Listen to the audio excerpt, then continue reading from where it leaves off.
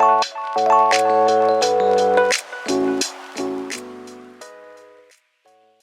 afternoon and welcome to the Daylight Experience. I am Monica Day and I am your host of the Daylight Experience. Today I have some wonderful women with me and we are going to talk about domestic abuse. And we're not just going to talk about just domestic abuse, but we're going to talk about it in the workplace, in school, and in the community. And then we're going to move on and talk about where do we go from here? Because we spent the whole month of October bringing awareness. So now what do we do to prevent it? So without further ado, I have my friends with me. I have Miss Chae Gardenhire, who is a therapist. And I think y'all know she is my house therapist and she's my friend now, but she used to be my therapist. She won't let me come back, but it's okay. And so welcome to the show today, Chae. And I have my other friend, Miss Anita. Yay. Anita and I worked together. I think we were always kindred spirits. We always had amazing conversations whenever we talked. And so now we finally get to partner and do some work together. So thank you for being here today, Chae. Um, I'm sorry, Anita. So let's get into it. Domestic abuse. Um, Again, October is Domestic Violence Awareness Month. And all month long, different organizations, including Daylight, did events and we did posts and we did videos and different things to bring awareness to domestic abuse.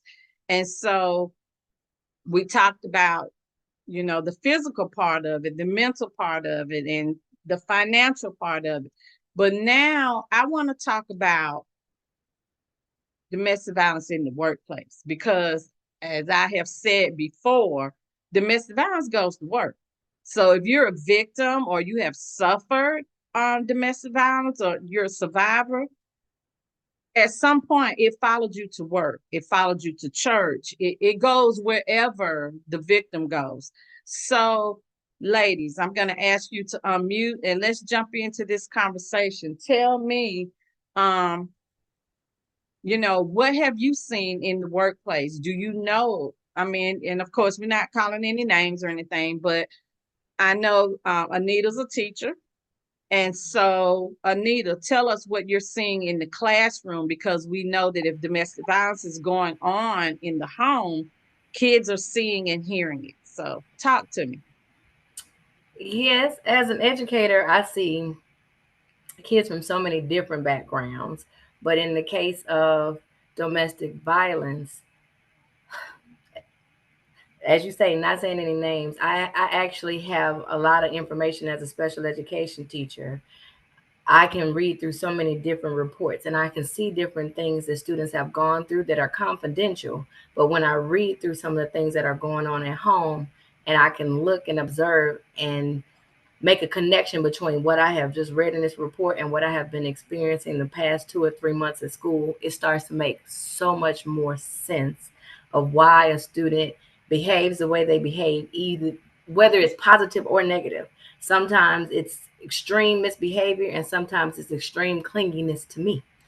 And you just be amazed at what they have to deal with and then still be expected to come to school and just learn what the teacher has so eloquently put together in their lesson plan Right. flows Exactly. smoothly when that child is battling so much other stuff inside of them on top of academic deficits. Exactly.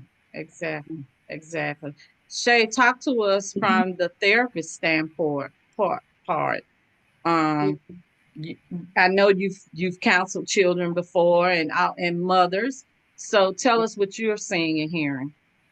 Yeah, particularly with the moms, seeing that at work, them having to go to work and uncomfortably explain to managers, or especially if they're at jobs that don't have security, or they don't have to, what do you call it, have their little key fob to get into the office. Right. They're having to explain to HR, having to explain to managers what they're dealing with at home in order for them to be safe at work.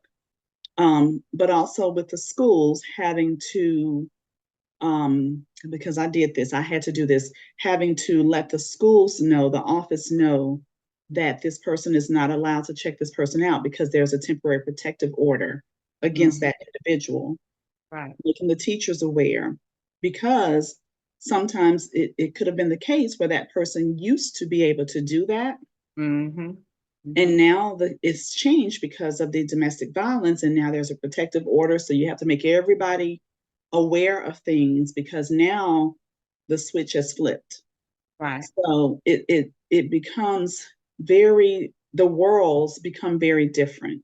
Right. And unfortunately, for some people, it presents shame where they don't want to explain things because maybe they were keeping this only in the family, and now they have to like put this out into their other facets of life, work, church, the kids' schools, things like that. So it affects every component of what someone touches.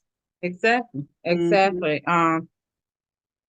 I know from when I was in the classroom years ago, um, you can pick up on those things, the children's behavior, as Anita said a few minutes ago, they're very sometimes the kids can be very clingy. It's not always the misbehaving and the acting out, but sometimes it's the over um want to please you all the time. And sometimes you can walk near a student and they jump, you know Yeah. and oftentimes that's because not only have they seen, but they've experienced abuse themselves. So um, it's very disheartening to see and know that children are experiencing this.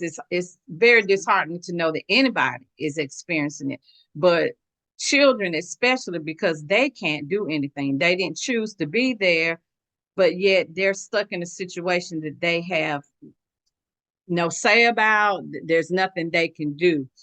Um, True. what do we do? What do we? How do we comfort children in the classroom when there was an episode at their house before breakfast that morning, and they come in and their morning has just been shattered. So how do we comfort them? What do we do? I actually have that roped into instruction. I know that there are things that I have to teach children, but I approach education as the whole child. I always have. I've been a special educator for over 20 years, and I know what I have to teach them. But every day I go in with the mindset of what can I do to serve them? Asking God, how can I show up for that child to let them know that I see them, that I hear them? I can't teach you anything if you're not okay. And we know That's right. as adults, just in general, it's like a sponge. After you soak up so much water in a sponge, if you hold it up, the rest of that water just falls out. The children, Absolutely. the children only Absolutely. have so much capacity to learn if they've been traumatized before. And whether it's being yelled at and screamed at and cussed at on the way to the schoolhouse before you even get put out the car or before you run out to the bus, or if you've seen something, it's amazing how much the children appreciate another adult who Mhm. loves them. I don't just teach you, I love you. Right. So Exactly. you're able to talk to me about anything. I even had one student say something to me, and I'm able to talk about it without being incorrect. I'm at work, so I have to say something, but I can't protect you fully, but I can say, hey, don't talk to your mama like that. And if you say something like that, run. Or move. Right. Like, Right. Right. You have to meet them where they are. I don't want you to get slapped because I know your mother will slap you. So Mm-hmm. I'm just at least trying to teach you how to protect yourself. But those little moments like that also allows the student to trust me. And then they know, well, this is my safe space. I know that if there's something that needs to be reported, she is going to tell if she has to. But if it's something that I just need to deal with for those 7 or 8 hours that I'm here, I'm Mm-hmm. safe. And this is where I'm going to learn and grow. Right. So for those teachers who don't yet know how to recognize the signs, they think the kids are just misbehaving. They think they just want to be babied. They don't recognize that there's something else going on in their lives. Give me maybe two things that you can recommend that they try or do to maybe um, help that child recognize that they're in a safe space. Specifically in the classroom, And just mhm. specifically in the classroom, just make time to ask just a simple, how are you doing today? Just literally making that a normal thing where you're asking a child how they're doing. That answer will vary, and they will appreciate that you actually asked and took the time to hear something other than I'm okay or I'm fine. Right. Had a calm reaction, like it's built into instruction. There's time to talk about it, whether it's in the beginning, in the middle, or in the end of class. There's Right. some time for you to genuinely connect with your teacher outside of the standards and the objectives and the learning intentions on the board. Right. And the other thing is to remember what the students are saying to you that's interesting to them, and not even let them know that you're taking notes, right? So if they Mhm. mention Mhm. something about their favorite food, their favorite color, their favorite TV show, a gift they got, you can bring it up 2 weeks later and they're like, you remember that? But you Mhm. like you Mhm. didn't remember, you actually didn't remember it off the top of your head, but you know Right. something that Right. But you thought enough and cared enough to write to make note of it. you Right. Right. hmm Cheie, can you share something? Yes, I actually second Anita because I think that that's totally correct. You have to make children understand that you are there for them because at the end of the day, they are spending quite a bit, probably during the school year, more time with you than they are with their own parents in a sense. Exactly. Because when they go home, it's dinner, homework, bedtime, and then it starts all over again Exactly. the next Exactly. day. So I do feel that you should, get down on their level. Is it elementary that you're with, Anita, or I high am school? middle school, sixth Middle grade. So school. they're just coming from elementary, and they're the Okay. youngest of the big kids. So they're coming Mm, from being baby and getting And the ready. babies of the They're the high babies. school. Yep. mm, Yes. They're in between. That Yep. is In most between was important. so vulnerable. Hmm. And then I wound up having a lot of students who were impacted by COVID. So they missed some valuable instructional time, that social emotional growth. There's so many different gaps. There are academic gaps and learning how to get along with other people because they were at home. Right. mhm. So now I'm behind, and maybe some student who was at home getting additional instruction from their parents, I was getting less instruction because my parents either didn't know the material, either didn't care about the material, or I was exposed to even more trauma because I was at home. Right. Right. Right. Ah, Exactly. that does make sense. And I totally forgot about that period of time. But you're Mm, right. You're Mhm. right. Especially when you're on the Zoom and whatever else is going on in the background. So I Yeah. get that, but definitely getting down to their level, helping them to understand. One of the things I do quite often when with my full time job when I do intake is I try to connect with the kids with knowing something. Like I'm a cool adult, right? That's what I like to think, right? So I remember I had this 15-year-old, and one of the things that I always ask is, what coping skills do you use when you're going through something? And one of the things he said is that he likes to listen to music. And so then I said, "Oh, so who is your favorite artist and what genre of music do you like?" And he said, "Well, I like hip hop." And he said, "I like Kendrick Lamar." And I was like, "Oh my gosh, me too. My favorite song is We Gonna Be All Right, right?" And I was like, yes. And I was like, be humble and love and poetic justice. He was like, oh my God. I was like, yeah. You scored big points with that. Yes, yes. So Mhm. just, the connection that you can make. And we don't have to look far. We can look on social media, or if we have nieces or nephews or, you know, friends with children that are that age, we can like find out what's in. We can Right. find out the lingo and all that kind of thing. So yeah, I think just even having that kind of connection, because a lot of times I think at that age, that middle school age, especially, even probably some high school, and especially elementary, they think we're old. Mhm. Yeah. Yeah. But we're not old. Say we're dinosaurs. Yes, yes. So I think just making that connection with them to help them understand that you are a safe space. to be able to come and talk to. Absolutely. When I was a registrar at an elementary school, and so the kids, when they would be tardy for school, I was the person they saw before they went to the classroom.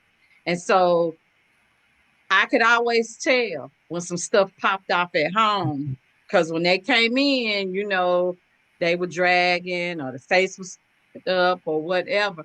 And the only question I never would ask what happened, was wrong.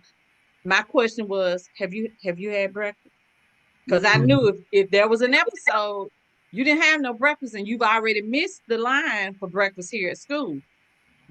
So what I started doing was I would go in and, kids would put their milks in the window, or on the table or something for those kids who didn't drink their milks.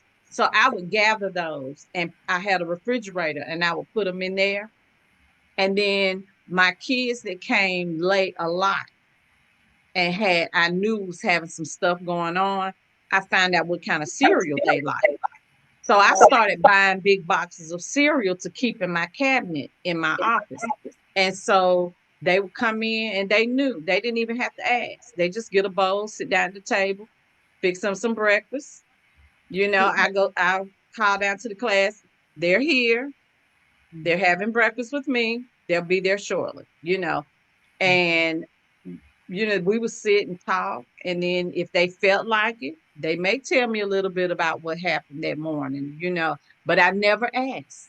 Mm-hmm. And so then I had one student, his mom brought him to school one morning, face not washed, teeth not brushed, and she was saying, I told you to do that. Well, it was so much going on at your house that morning. He was distracted. So he didn't think about it. So, not a problem. Miss Day got a cure for that too. I had wash rags in my cabinet. And so he had his own little bag. He came in after she finished cussing him out. And he came in and he looked at me. I handed him the key to the cabinet. He went, he grabbed his bag, and he got his little plastic bag. He goes to the restroom. He handles his business. He came back. I said, "You good?" That's so Said, "I'm good. good." And he went on to class. And so the teachers were looking at me like, "Well, who buying the cereal?" I said, "I buy it." "What do you mean?" "I buy it." It's not, I mean, it doesn't cost that much. I said, you're expecting them to come to class and learn and pay attention to you, and they haven't eaten, and we don't know what else went on before they left home this morning. That's not fair to them. Mm-hmm. I can't even do it. I Mm-hmm. at the bare minimum, I need a Coke in the morning. So please, some people need that coffee. So miss me with, they mama and them need to get, well, unfortunately, mama and them ain't doing it. Yeah, it makes a So difference. it's I not, keep food. I keep food and kids, and I don't let kids abuse it or anything. I just wait for that whisper because it happens during the day too. I'm mm-hmm, so hungry, and I can go in my drawer and I'm like, well, do you like this? This I can have that. I have something for you. mm-hmm, I have yeah, juices and things and milks in my refrigerator as well, and it's just a matter of feeding them so they can focus. You have no mm-hmm. idea what they are battling, many of them. But one of the mothers whose students used to come and have breakfast with me all the time, she made him go to class one morning, and she wouldn't let him come to my office. "You can't be in that lady office every morning. Go on to class." But when he went to class, and she was asking somebody why he always in her office.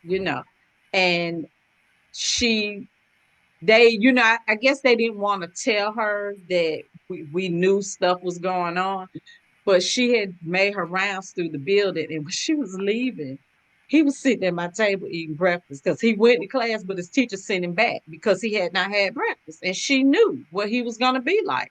And so she saw him sitting at the table, and she said, "So he ended up in here anyway." So I had to explain to her what was going on. I said, he hadn't had breakfast. He's hungry. So he comes and he gets his breakfast, and then he goes back to class and he does his work.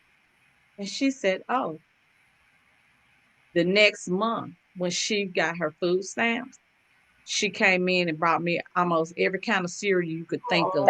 She brought and filled up my cabinet with the, and she said, Midday, when you need something, you let me know. Cause I sure appreciate you doing this, And I told her, I said, I do it for the babies. It's all love. So That's so but good. we just have you do what you do. It's not about you looking for anything in return. You just, you know, these babies didn't ask to be in this situation, so we do what we can for them. So, ladies, let's talk about workplace. Mm-hmm. So we know that. Well, I'm gonna share some stats with you real quick. We know that 65% of employers do not have any kind of plan for domestic violence. Mm-hmm. 65%. So out of 100%, only 40% may provide some kind of resources or have a plan if something happens in their building or if an employee comes to them and needs something. With that in mind, I guess the first question would be that many people would have is it the employer's responsibility to have resources or have a plan? Your thoughts on that? I think most employers have the employee assistance programs, right? Is that what you're going to say, Anita? Mhm. But the thing about that is that it's not automatic. It is a resource, just like your health insurance is a resource, meaning if you're sick, you go to the doctor or you make an appointment, go to the doctor, right? EAP have the behavioral health portion, but you have to go through the authorization, talk to the rep, get authorized, find a therapist, then that therapist puts you on the schedule, whatever the case may be. It's not something that's automatic. Now, it would be nice to have something on hand if needed right away, but I don't know how realistic and how economically savvy that would be, right? Because that would mean at the drop of a hat, I'm able to call someone. Well, I think probably if it was a real emergency, then it probably would have to go funnel through the ER system, the emergency room system, if it was something of that sort, you know. Um, yeah, because other than that, employers, and I'm gonna tell you how I know they're not equipped. I'm gonna give you a quick story, and this is not for domestic violence. This is just for suicidal ideation. My husband's job, he was telling me this when he came home. The second shift, which was another supervisor, shared with him that one of his employees came to work and said that he was suicidal. This supervisor, without any knowledge, initially was thinking that he was just going to give him the EAP because he didn't know. He didn't know, he was actually, from another culture, all of that. And he's just like, don't give him EAP. He knew that had a therapist.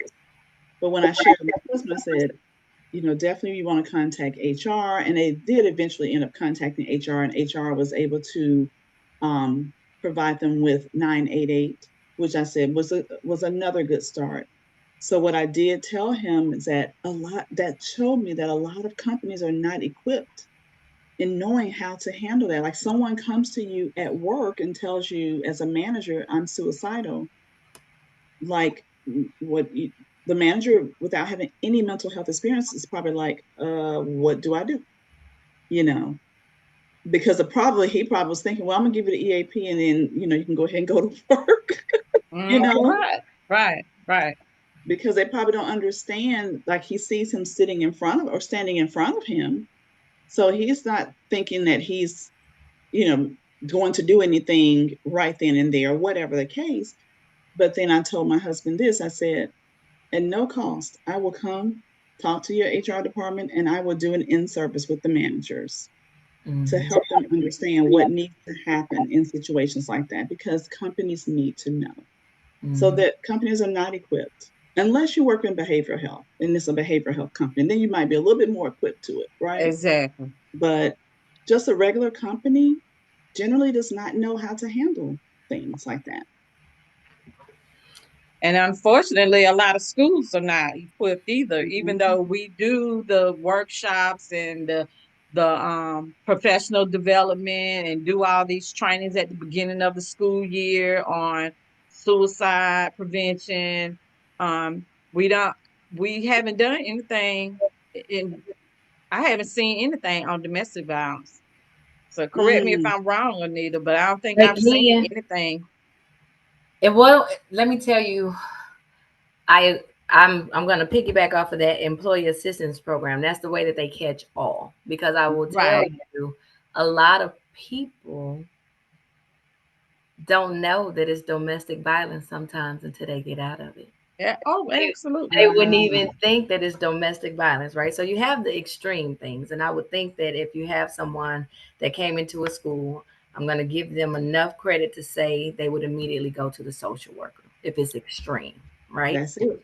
But Okay. anything else where a woman is battling being neglected, abused financially, ignored, slapped, Mm-hmm. choked, manipulated in the mind, gaslit, and then you still have to come and write lesson plans. And the kids are acting. It's just when they get to that point of burnout, it's like call this 1-800 number, get this authorization code, get this email, call this person. And it's like when. So then it falls by the wayside. So Right. there, Right. I would say there may be something in place, but it's so hard to get to it if you're already in quicksand. Mm-hmm. All of the professional development programs and seminars that we have throughout the year, I would just really like to see them do something quarterly just as a reminder to Right. Mm. put things in place, because the way that the employee assistance program works is that you can get up to 3 free sessions on any Mm-hmm. topic, right? Right. And Right. they will tell you that that exists and they will brush through it. But in the time of a crisis, you should have already had that in place. The same way you have open enrollment in the fall, I wish there was something there to literally walk teachers through it, because there's always something you can talk about, whether it be domestic violence, whether it be the stress of handling the household, handling the kids, transition for empty nesters, like. Right. But if you just keep encouraging to say, hey, call this number, get your authorization code, and pick something for wellness, right? If you pick Mm-hmm. something for wellness to promote, Yeah. knowing how to get in touch with a provider, how to get this code, when something pops up, then you can just switch and get 3 new topics off of he punched me in my eye last night. Yeah. Mm-hmm.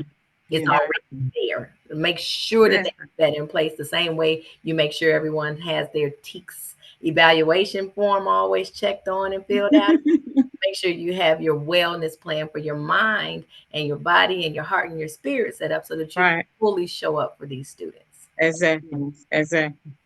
I love Exactly. that.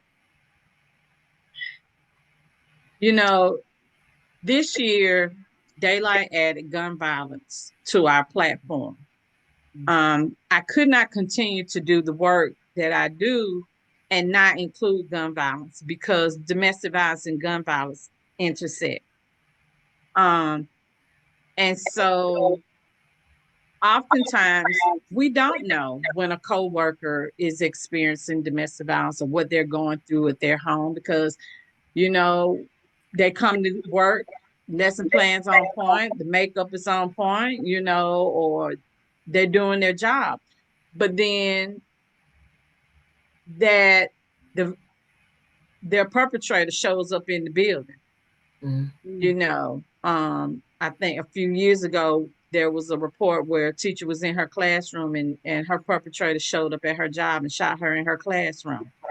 um this stuff is real, so I want to know your take on this because I can't figure it out. I don't understand it for the life of me. And my theme has been, my motto is empowerment begins with a conversation.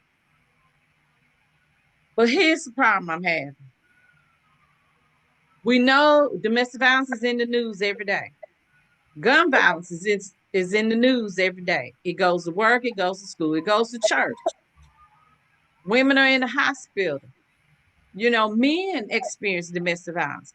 But I do not, for the life of me, understand why people don't want to talk about it. Why is it such a taboo topic, but it's happening all day, every day? Yeah. What are your Yeah. thoughts on that? I'm just almost wondering if it's still the idea of the stigma of it, of being, like I told you, being ashamed to even bring that about. I think too, you have to be careful with domestic violence, especially like Anita was saying, you got people that are still in it and that don't know that they're in it until they get out of it and on the other side and go, oh my gosh, I was dealing with this. Um, but of course, because of the sometimes the severity of it, and I'm a lot of times speaking with women about this as I picture this, being afraid, so afraid. I'll give you an example. Mm-hmm. Oh, Yeah. that's an example. Doing intake a couple of weeks ago, and this lady says, because I thought about you, and I said, I'm about to go do my daylight work. But I did my intake session, and she was anxious because her perpetrator, ex boyfriend, was about to be uh, out of prison in the next few months, had been sending her messages via Facebook. Now, I just don't get that. You're in prison, but you're on Facebook. Girl, they got more rights than we do. I know. I'm just like, I'm so appalled. But sending her little messages here and there, threatening messages. She had reached out to the advocates and everything prior to 4 or 5 months ago, had not heard anything. This gentleman was in prison because he, 2005 or 6, broke into her home, raped her, shot her father 9 times, which he ended up living, and Hmm. took the kids and kidnapped them. Mm. And he's about to be let out with no parole. And he's already not even out. He's threatening her before he even gets out. So there was no rehabilitation. No rehabilitation. So, she and I talked about some things that she needs to do to make sure she's safe and things like that. And then afterwards, I said, I'm sending, to your My Chart, I'm sending information. So I got immediately on the computer and I started sending attorney information and advocate and crime victim and just Mm-hmm. all the things, right? Because it was just like, here we go, where this Again, person has been, yeah. yeah, over what, 19 years. I think it was about 19 years been incarcerated, but still, like you said, no rehabilitation and making threats. And so she's a nervous wreck Mm. because now she's not knowing So what's did you going tell on. her to share those posts, to save those posts, She not to did. delete them? Yeah. Even her primary doctor told her to do that. And so she's going to reach out to an attorney. She was going to reach out to the sheriff's department. She was going to do all of those things. So yeah, all of those things to try to protect herself and her children are now young adults, but try to protect herself as well. So now is he getting out on parole, or he's done his time? Done his time, and that's the other part of it: getting out with no kind of repercussions, no kind of check-ins or nothing, free and clear. Yeah. Mm. And so, with that being said, just listening to that and understanding, even from that perspective, like it would be great if she could be, the face of domestic violence, maybe speaking and doing this and doing that, or wanting to be advocate, whatever the case. But a Right. lot of times it's still the fear there Yeah. because of Yeah. situations like that, because you got the perpetrator Right. who is still, for lack of a better word, and this is not therapist Cheie, this is Cheie, a fool. Mm. Right. Right. Right. Right. Let me Right. just put it out there, Right. you know? Yeah. So, yeah, Because he don't care nothing about doing no time. He just did 19 years, absolutely not. so he don't care nothing about that. Mm-mm, mm-mm.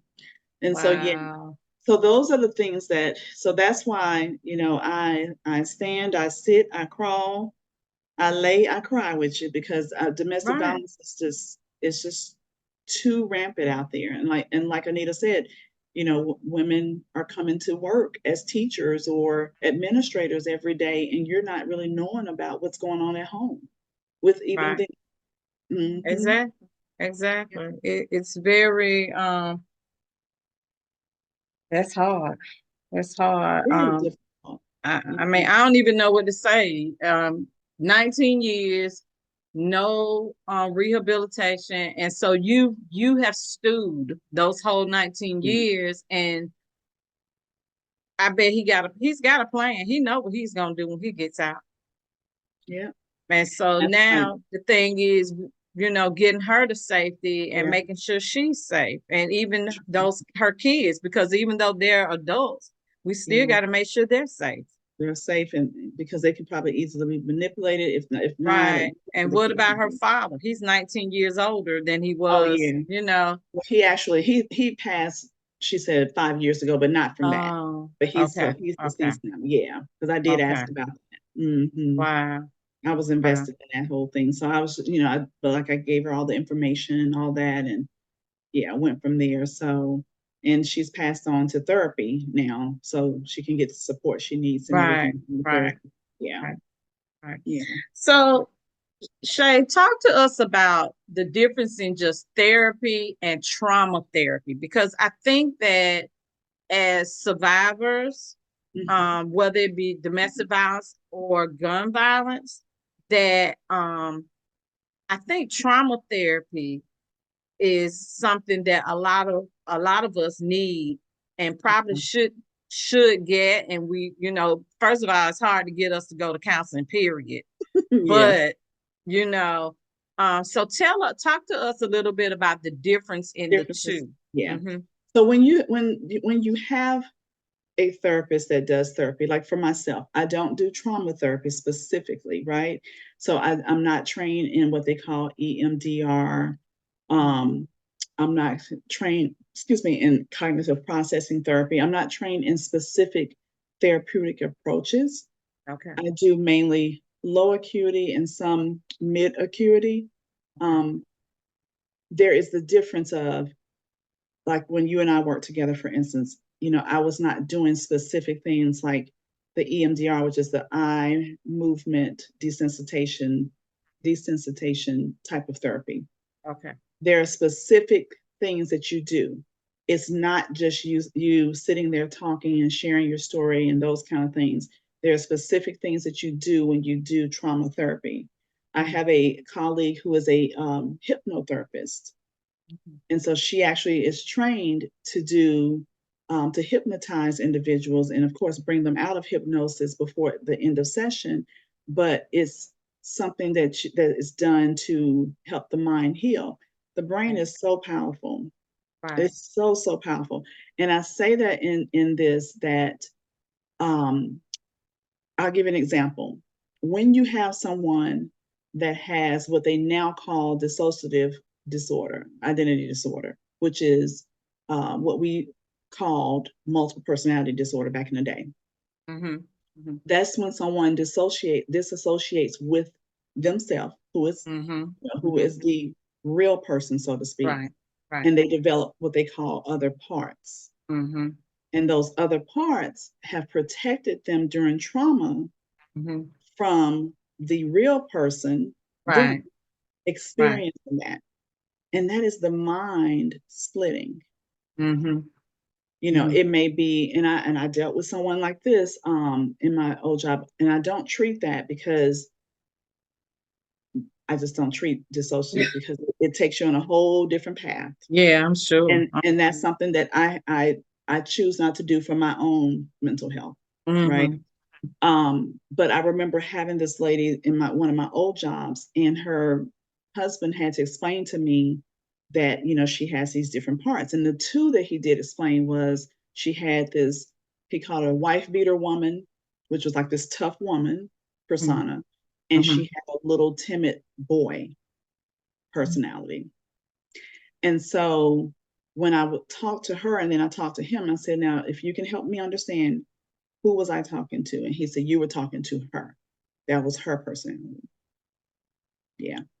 And so it's very different to deal with that because You have to understand how the mind works, but then you also have to understand the reasoning why the person chooses to go into character or go into the personality of this person, the little boy, for instance, or go into the tough personality.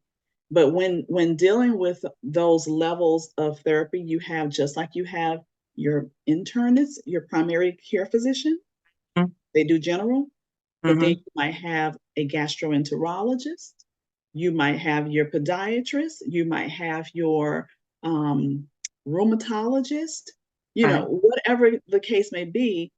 And your primary care physician will not try to treat you for those particular things that you would go to those specialists for. So that's how therapy works. You have your traditional psychotherapist that treats, low to maybe mid acuity. That may be your anxiety, your depression, your bipolar disorder, your adjustment disorder. But then you may have those who treat what we call serious mental illnesses. That's your psychosis, your schizophrenia, or your personality disorders, Yeah. those kind of things. And those who may have experienced severe trauma as Okay. well. Yeah, yeah. Okay. All So, right. yeah. Miss Anita, you and I have been talking about financial abuse off and on for, I guess, probably what, a couple of months now, and I, let's talk about that. Let's talk about financial abuse, and because so many women are stuck, like right now, in a Yeah. relationship because financially they can't make a move. How do we help them? That is like, it's a catch-22, because you feel like it's deceptive to tell a woman to put away money on the side, Mm-hmm. right? But I would always tell a woman to make it a practice to have a clear idea of where your money is going. Like, let's say if you have a man who handles all of the money, even if he gives you an allowance, you would be putting your money in a way that takes care of your wants, your needs, and maybe you just need a little bit less, because I'm always going to have something. I talk to women Mm-hmm. whether or not they're in an abusive situation, and I tell women, you put yourself in an abusive situation when you don't have a plan for what you're going to do, no matter what. Even if your husband loves you dearly, he has the right at any moment to say, I don't want to do this anymore. He has the Mm-hmm. right to change his mind. And Mm-hmm. if he did, and you spent your entire life buying Chanel bags, getting your hair and your nails done, but you never had anything put aside for yourself. Not saying that every man is gonna abuse it, but Right. if you're going to be that vulnerable, Mm-hmm. you always have to have a plan of, what am I going to do? Oh my gosh, I have seen spouses pass away, and let's just make this male or female, and this particular spouse thinks everything is okay, and realize that spouse didn't leave you anything. They gave it all to the kids or something. You have to be in a position where you know what's going on for yourself, so that you have your basic Right. needs met. If the person is staying and is healthy, great. But if they ever just decide to leave, you could be homeless in 2 months. So you always have to think, what am I going to do? What am I going to do? And if that never happens, then great. Use that for, kids, or Yeah. leave to someone else that you love. But it should always be in place. And if you're in a relationship with a man who won't discuss, where's the money going? If something were to happen to you, where are the insurance policies? What you need to know what's going on, and you just always need to have enough money, even if it's to rent a room for 3 months until you can get a job and get on your feet. And a lot of Right. women think that, not let me not say a lot of women, but a lot of women in a situation, it just, you fail to plan for the future. I Mm. am a big advocate for just having a clear idea of where your money is going, and making sure you just don't run out of it. I always use the analogy. My parents live in Florida and I'm in Atlanta. And in order to get to them, I have to take 75, 85 to I-16 to 95 South. I-16 has a long stretch of highway that doesn't have any gas stations. Nothing there. So around the time I get to Tanger Outlet or something, I make sure that my gas tank is full, right? Mhm. And I ride so much better when I'm down 16, knowing that I'm not going to run out of gas. So as a woman in any kind of situation, just make sure that your tank has enough in it so that you're not riding somewhere where there's no gas station and you're on Mhm. less than 1/4 of a tank. Be with a man that lets you build things up and see where the money's going. And if you don't have that within the relationship, then you definitely need to be building something for yourself just in case in an instant things change. That's true. I I second had that. a friend some years ago, was married, had been married for years. And girl, he came home one day, there was a foreclosure sign on the door. Mm. Haven't been paying the bills. But so I'm at, because I'm asking questions. She couldn't answer any of the questions that I asked. Like she didn't know nothing about the bill. She didn't know anything about the mortgage. And I was like, girl, how do you not know none of this? Mhm. Like, well, that was his responsibility. Girl, I don't care. Like, you need to know what's going on in your house. Like, what are you doing? And so, but as I have gotten older, and work with more women, I've come that this is the norm for a lot of people. If he's supposed to be taking care of the mortgage or when let me not just say he because we have some sisters that have wives and girlfriends, so um but if your mate or your partner, your life partner, is taking care of the bills, you still need to know what's going on with the bills. Yeah. You still need to They know can how much leave it you. is and when it was Mhm. last paid, all of that. Now it's not about you don't trust them. It's Mm. about you need to know in case something happens. And so I'm like, wait, what? How, Yeah. But you know? I found that financial abuse goes both ways. Because can you imagine someone who takes on that responsibility of bringing in the income, keeping the budget, making sure that Mhm. things are put away for their monthly household finances, emergencies, and future planning and investment. And then they have that other spouse who's taking money, stealing money, Mm, overspending, oh yeah, causing overdraft fees, just not yeah, yeah, communicating. It yeah. it can go both ways. And I Well, see, I have a spouse like that. I Mm. mean, he'll work a little while over here, and then he quit that job or not Yeah. decide not to go and get fired or whatever. And then you he messed around and got a nice little lump sum of change from a job he had been working. And I kept saying, all right, that money gonna run out. That money gonna run out. And you buying this, you giving this person some money, and you gave your mama some money, and you gave them, and then you go down visit them, and honey, you was burning through having. I call down there, y'all having parties and cookouts that he funded. So I said, okay, so what's gonna happen is that money gonna run out, and then you're gonna be looking for me to catch up, to Mm. fill in the gap. I was like, yeah, no, I'm not doing that. So while you were out of town, I went because, at the bank, they wouldn't take my name off the account that we shared without his permission or without his signature. Mhm. Y'all tripping, but okay. So I went to another bank and just opened a different account. Mhm. And so, sure enough, he came back about 2 weeks later. And on Friday, you called me at work and said, hey, you need to check the bank. Why? Your check didn't go in. Why you clocking my dollars? Like you sitting at the house and see that further let me know you was broke. You don't spend all your money. And so now Mhm. you checking for my check. So I said, I laughed because I knew my direct deposit had been changed to my new bank account. So Mhm. I said, okay. We get off the phone. 30 minutes later, he called right back. What the bank say? I said, yeah, my money in my account. What you mean your money in your account? Just what I said. My money is in my account. Now you see So what I meant? I yeah, started my he just had, conversation with that. He thinks that, yeah, and now he he just might think held the that you're phone doing for a few something wrong. minutes, and he Yeah. said, so we hung up. You go back to the ATM and check the balance on the account. So it's still the same as it was when you went earlier. You call me again, but this time you call me from a payphone. You tripping.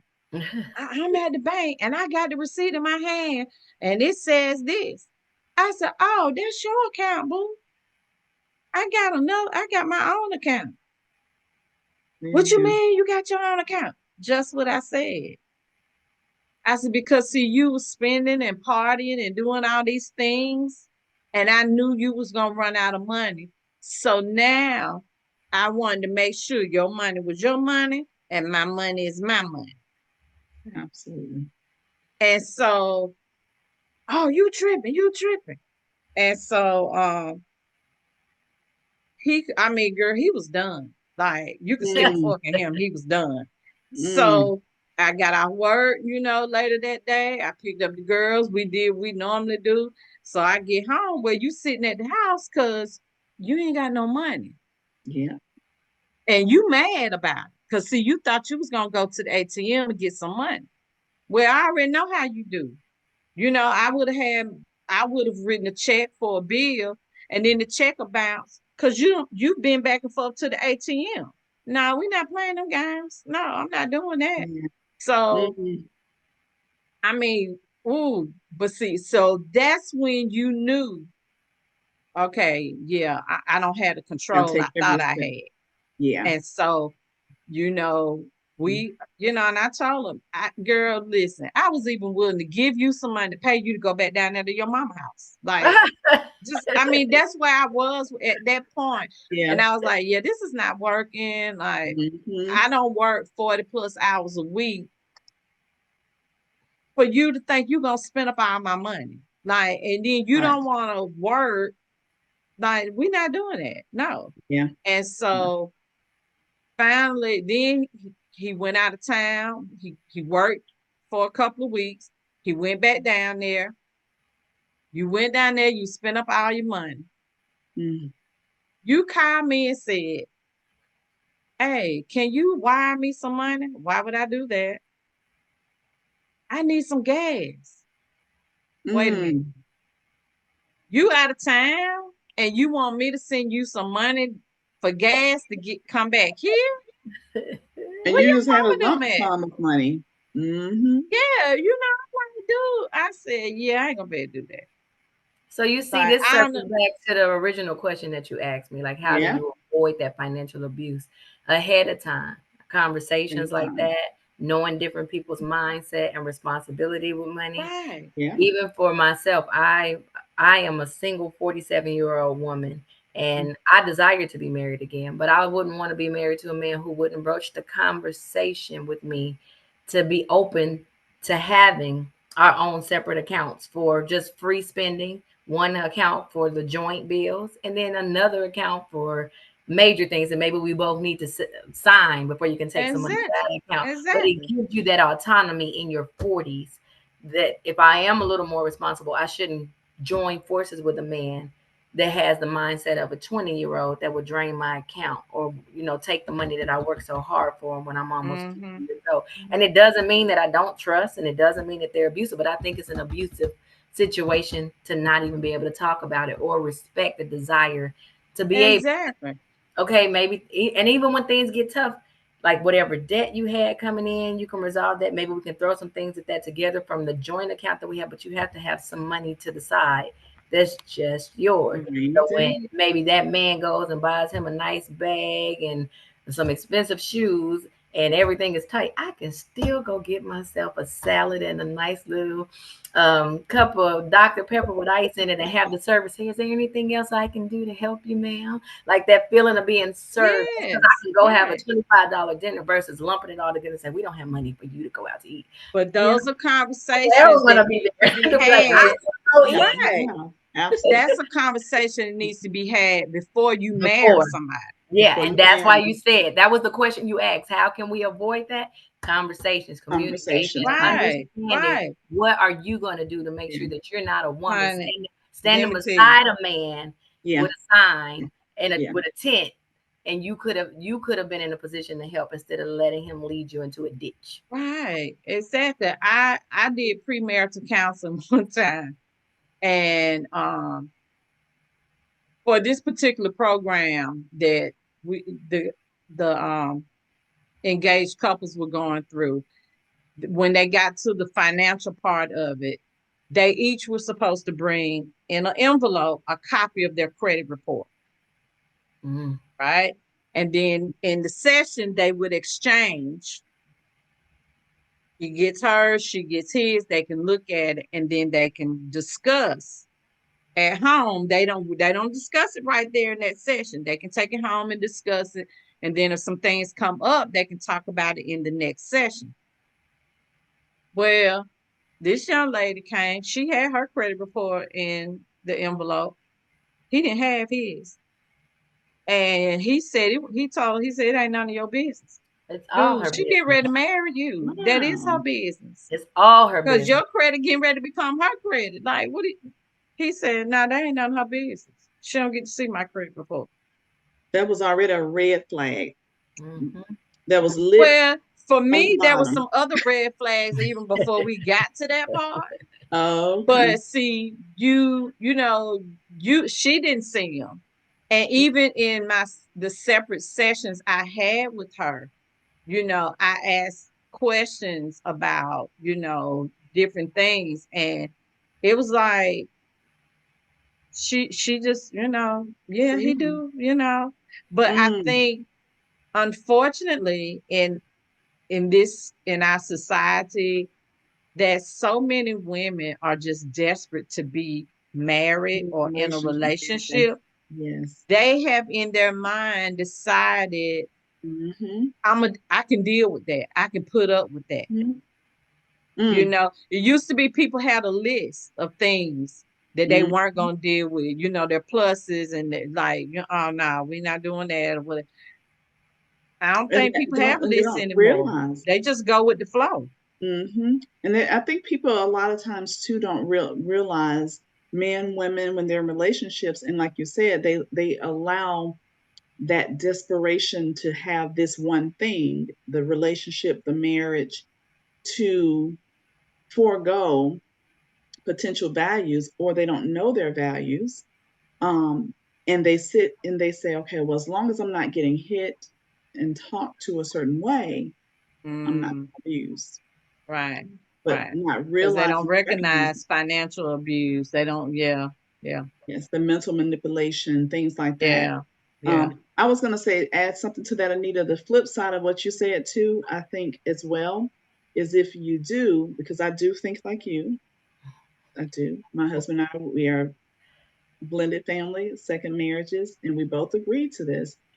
Separate accounts, one joint account for household bills only. Perfectly. We do a savings together. It's no worries with that. But yeah, one of the biggest things is that pooling all your money together, I feel Mm, can pose a problem because you want to go get 5 cents, and somebody's asking why you got to get 5 cents out. What you getting that 5 cents for? right. And you worked just as hard for that. Yes, yes. So, it becomes that control where that person, man, woman, what have you, tries to start telling you how to spend your money or how not to spend your money. And Mm, then you're feeling like you're working just to pay bills and allow someone else to tell you how you should be spending your money. And that becomes abusive Yeah. as that's right. well. Right. Hmm. That's Yeah. right. Right. So interesting. So, Very interesting. There's a lot more that we could say and address when it comes to these yeah. things. But Yeah. at this time, I want to do this. Let's just take a moment of silence. I want to honor and take time to remember um, victims that have been taken from us, whether it be domestic violence, and or gun violence. And just we're just going to take a few minutes to recognize them. And if you personally know someone, I'm going to ask that you just say their name.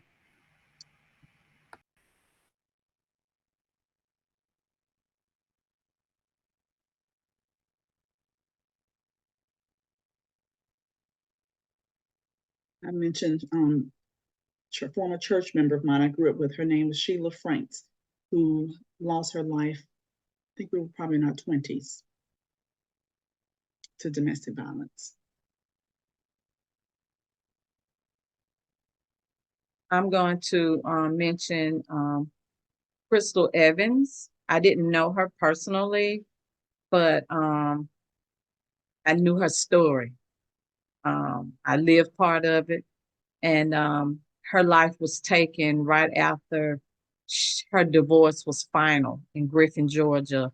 Um, actually in September, and I went down to Griffin for the rally that her daughters had to talk about uh, that case.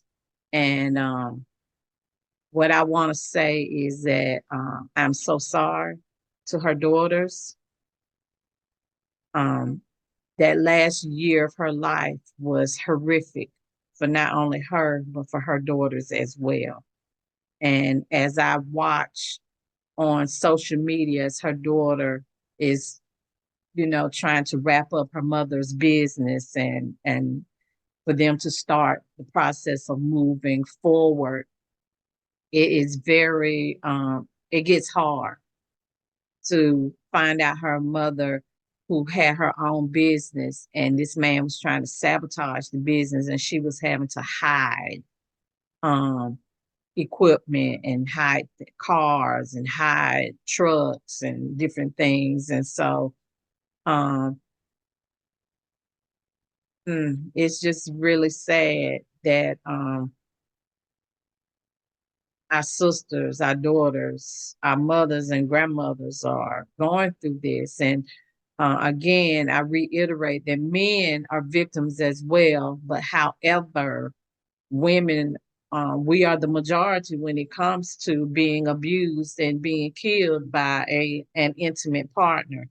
And so, we're not trying to beat up on men. We're not trying to negate the fact that men are abused. But the truth of the matter is, more women die, from abusive relationships than men. And so, and men tend to not report, you know. Um, so, I don't know anyone who has lost their life to domestic violence, but I just wanted to acknowledge all the women who deal with it all the time. The women who are dealing amen. with it right now, today, and it comes in so many different forms. I Yes. remember looking at this woman. I was out and about. I live in Midtown, and I was outside, and I saw this woman. She was walking beside this man, and they had these beautiful boys. It was like three little boys, and I just was looking at her. I was like, "Oh, her dress is so pretty, and her nails were beautiful." I was like, "Oh my gosh, her hair was so beautiful." And I looked up, and look at that black eye. Her eye was so black. I was Mm. like, "Oh my gosh!" And I looked at her, and I looked at him, and it wasn't. I just it just broke my heart. You understand? And I said, and you see her eye, but there are a lot of women that you encounter on a daily basis whose Mm-hmm. minds and hearts look just like her eye because it didn't happen with a few, Yes. it happened with words. So I am a big hugger. Like God just put that in me. I give hugs, I Mm. give smiles, I give encouragement, and I know that is genuine because of the way that it's received. So I just keep asking God to help me be an angel here on earth because so many people just have so many struggles that you can't see like I saw That's the right. black guy. That's Mm, right. That's right. that's true. Okay, Miss Anita, I want you to tell people about your literacy project, and then and anything else that you have going on, and where people can find you on social media and connect with you. Absolutely. My literacy program is just near and dear to my heart.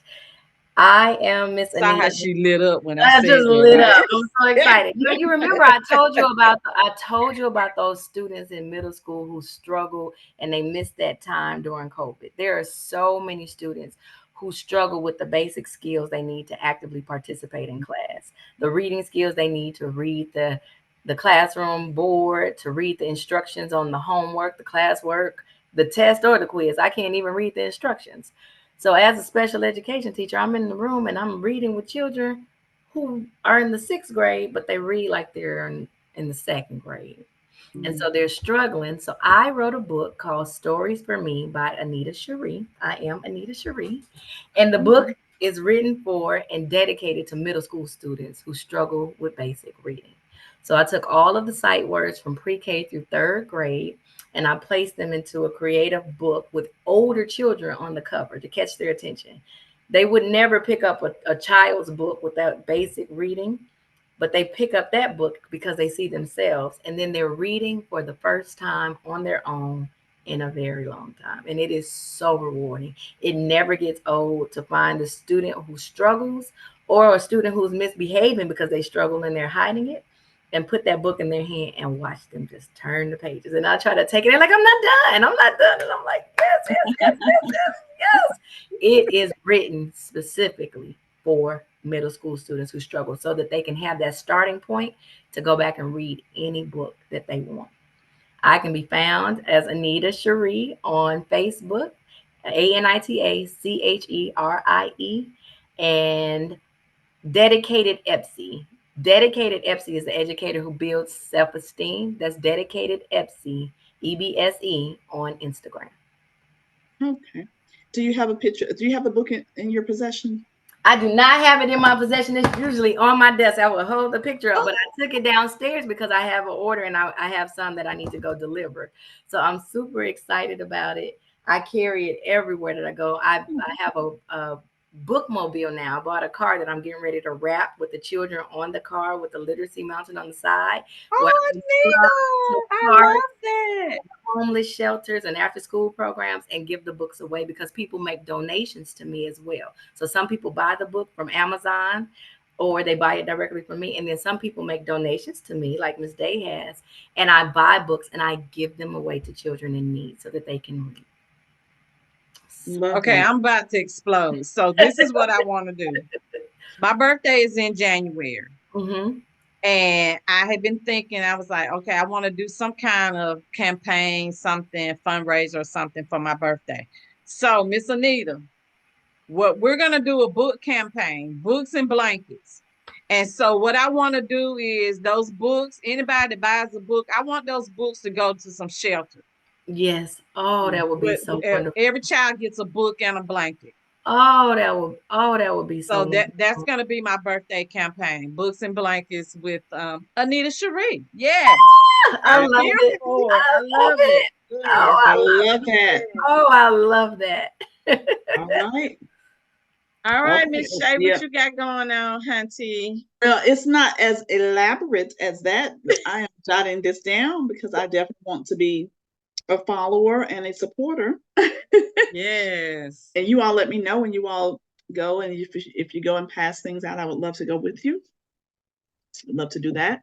But I have Balancing Thoughts Counseling Services, which is a counseling company that I created after me and Miss Day worked together.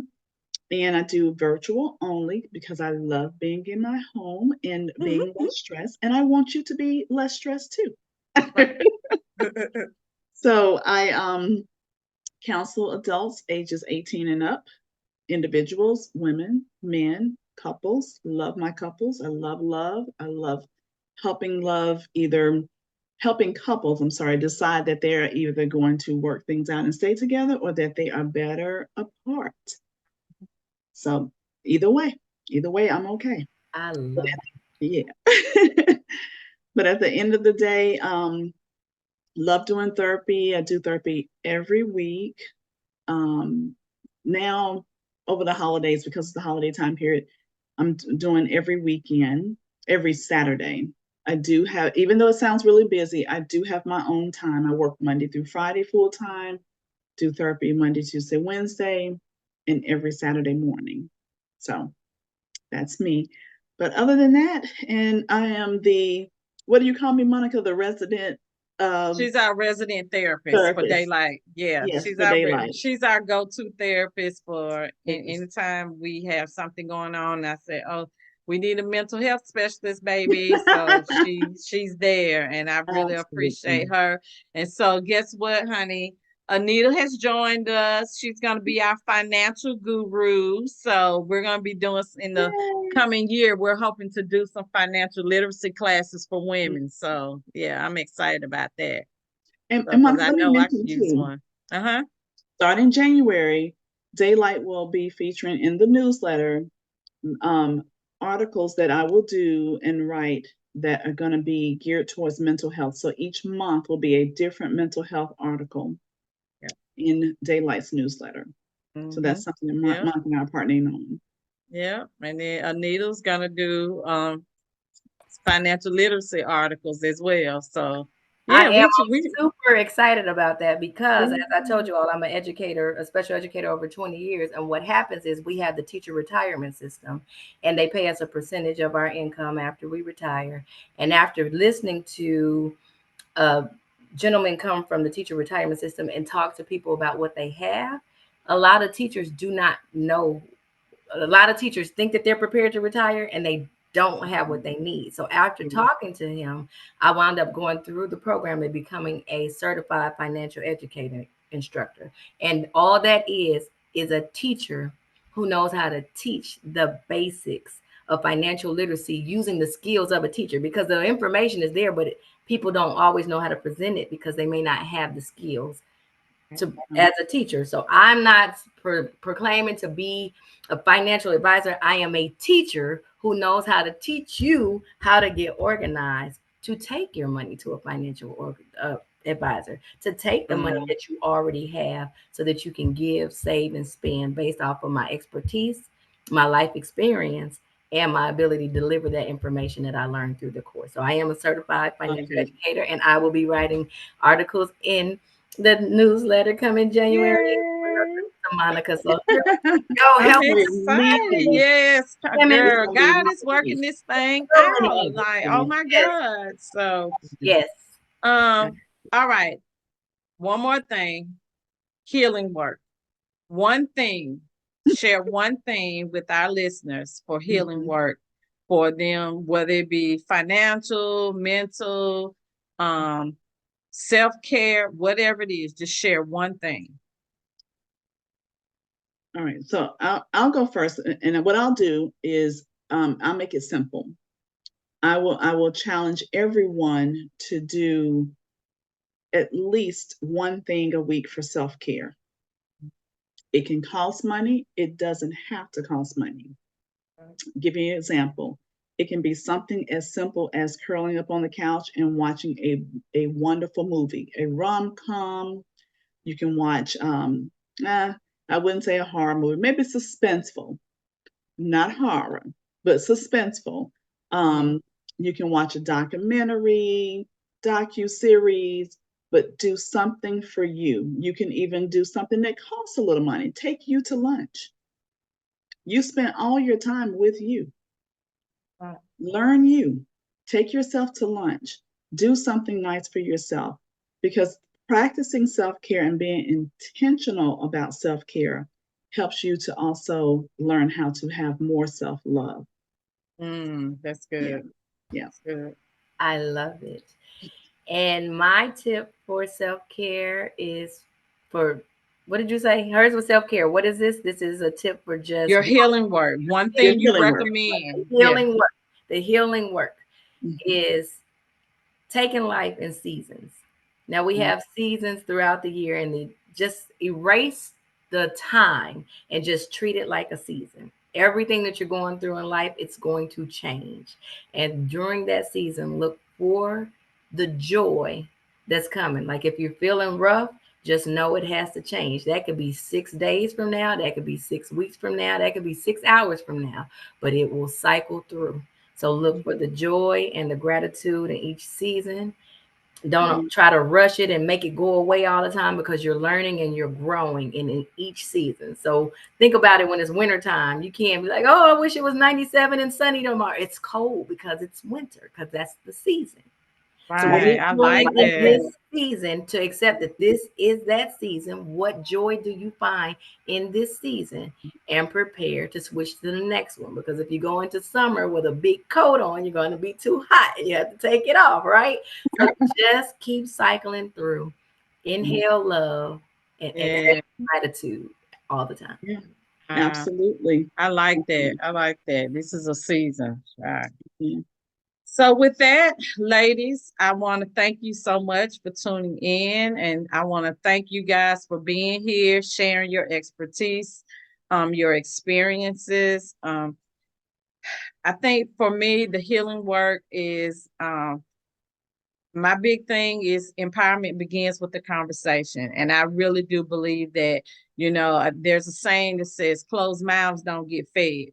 And if you don't open your mouth and talk to someone and share what you're going through, what you've experienced, then how do you get the resources that you need? How do you let some of that hurt and trauma out if you don't talk to someone, whether it be a close personal friend, a therapist, a Mhm. teacher, you know, a family member? But you got to open your mouth, and you become empowered by having conversations like these and learning from the women or whoever you're talking with about these kind of topics and whatever else you need to know in life. And so, with that, I bid you adieu, and I thank you all for tuning in, because this has been the Daylight Experience.